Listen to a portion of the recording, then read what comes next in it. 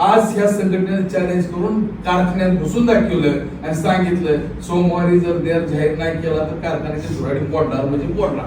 Collector बशी meeting घेतली आणि कलेक्टरच्या मिटिंग घ्यायच्या आधी ह्या सूर्यबाला सांगितलं कलेक्टर काय सांगतोय तेव्हा काय आम्हाला पाणी पाजायला गवसात.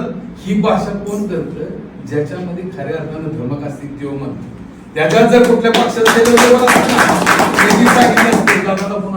साहेब काय म्हणतात बस आम्हाला कोण आमची वाकडी करत नाही आणि आम्ही कुणाच्या बापाला भेट नाही कारण आम्हाला माहित आहे आम्ही पाणी पासून त्या कष्टाच्या हे जीवावर सांगितलं. आम्ही कुणाला गेलं आम्हाला कुणाला तिकीट मागायचं आणि मग घ्यायचंय त्याचं आम्हाला कधीच व्या नाही.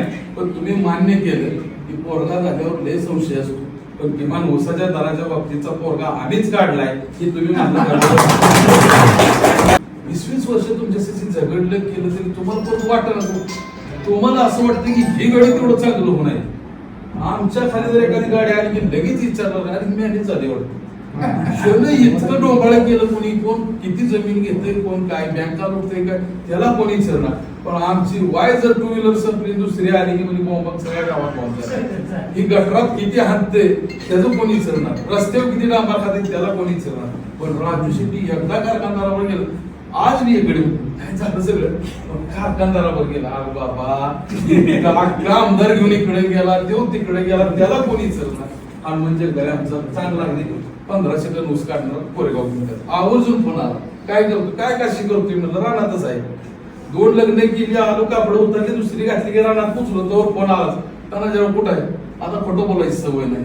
आणि लोक कुठं आहे म्हणलं हायच येतात मग आलोय की आम्ही आलो लगेच ती कापड घातली काढली की परत तिथं आणि आल्या म्हणजे बिल्ला दिसना म्हणलं जोडीदाराचं भांडण लागलं होतं त्यातच बिल्ला फाटला. राजू शेट्टी लढतो वाचकी उसाचं पोर तयार होतं नुसती बोंबात देते.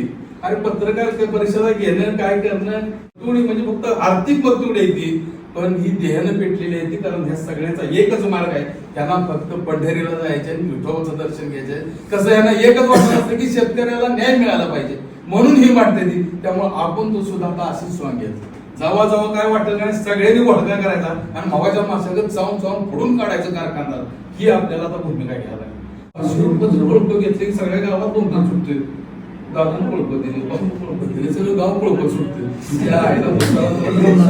टनाला 300 दिलं एका एकराला किती पैसे झाले 40 100 टनाला झालं सगळं नाही हुशार 40 टनाला 12,000 रुपये झालं. मग ही 12,000 किती कोळपी त्याली सगळ्या लाडक्यामध्ये उधळून टाकलेल्या त्या कुणाच्या बापाला सरड्या होणार नाही. त्या किमान तुम्ही आता मर्द असलेला जो दाखवा नाहीतर तुमचं बहिणीनं कब्जा घेतलाय त्यांना ऊसाच्या दराचं काय पडलं नाही कारण आपण बी त्यासनी का काय सुट्टी दिली नाही. त्यामुळे त्यासनी तीच प्यारी वाटायला लागते ती 1,000 देतोय. तुम्ही मस्त सोनं केलं असेल पण 10 वेळा मोडले या त्यामुळे ह्याच्यावर काय भरोसा नाही. ती करते बी नेते बी आपल्या 1.5 तरी महिन्याला येते गाव शेव. त्यामुळे ती सगळं बहीण लाडक्या होऊन बसलेले त्यामुळे सगळे निर्णय फिरायला लागले.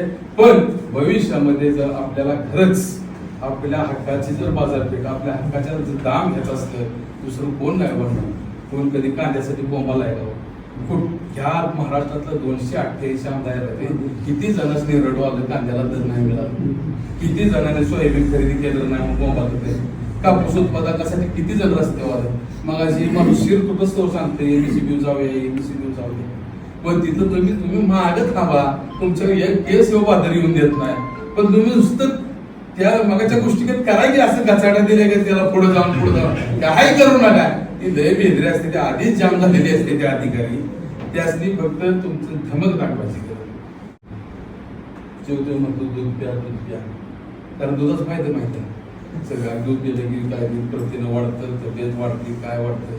पण दूध प्यायला गेले की गडी नाही 10 रुपया म्हणलं कोण सांगा येतो 10 रुपया न सांगता गडी हुडकत सकाळी अवतारी तिनं दार उघडायच्या आधी तो कोलपापाशी जाऊन बसतोय अवघड मी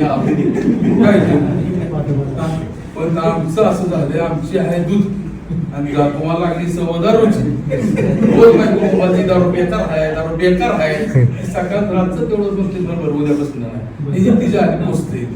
आणि आमचं दूध चांगलं आहे तर ती म्हणते होत चांगलं आहे पण पेल्यावर ढांडाळा लागतं काय ढांडाळा लागेल तेव्हा ढांडाळा लागे ना दुधाला ढांडाळा लागते.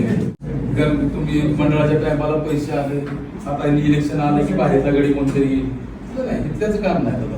त्यातला एक पुण्यातला कोणता येणार, मुंबईतला एक बाहेरला येणार आणि त्यांनी सांगायचं तो हिंडणार आणि मग आपण घडी फक्त गावातल्या भागाला दाखवायला. इकडं दत्ताच्या घरी तिथं 5 मतं किती 15 तिथं आपण चिरपटाची भूमिका नुसतं थल वाटाय बी दुसराच. आपण नुसते लगबगीनं मागं पुढं पळायचं. वाटणार घरी दुसरं किती विश्वास मोठा, वाटायला बाहेरची टोळी येते, तुझ्यावर विश्वास नाही आणि घर कशाला दाखवतोय दररोज आपल्या माणसाने आपण दाखवायचं तिथंच राहा, मी नाही येत तिथं आपण सोय नाही तुझा ते घेऊन ती मग आठ घराला वाटतंय हे करतंय, आपण सही करून देतो यार कोणाचा बाप तरी आवायचा काढा की 500-500 1000 टन त्याच्याच पुढे तो राहू होते कशाला पाहिजे असली गुलामगिरी. एवढं जर पैसे तुमच्याकडे अरे अजून मी पाण्यासाठी जर तुम्ही मला आता अनिल भावना म्हणते शेततळ काढायचं, आमची लय वाईट अवस्था. आता शेततळ काढायचं त्यात पाणी दुसऱ्याकडे गोळा करायचं मग आम्ही ऊस लावायचं. तुमच्याकडे धोधा वाहते त्याचा उपयोग करा. 1000 टनाचं माझं पाणी 1600 टन गेलाय, अजून बी जायचे आणि सोडपाण्यानं पाचतोय वाट 1600 टन तुम्ही ठिबकवर काढताय 100 टन काढते असं मी पाणी पाजून तरी बी येते. ही इंजिनियर असला म्हणून काय गरज आहे तेवढं मेडिकल चालवायचं तरी येतं. ही इतकी सुशिक्षित माणसं गाड्याच नाही आता तर बाहेर बरं जाता वाय झालाय गोळगोळी म्हणून आमच्याकडे बघितलं ही गाड्याची संशय हे आहेत का बरोबर. आता नक्की करू काय, आता एका चाचणी द्यायला इथे विजय पावरचा पावर मोजायची माझ्या उसाला तर केला ही पावर मोजा ना कापड भारीतली का तुझी कापड तुला मिळते आम्ही एक कापड 4 दिवस करतो. आज शेवटचा ड्रेस होता तेवढा कसा तरी बरा वाटणे ना लहान होते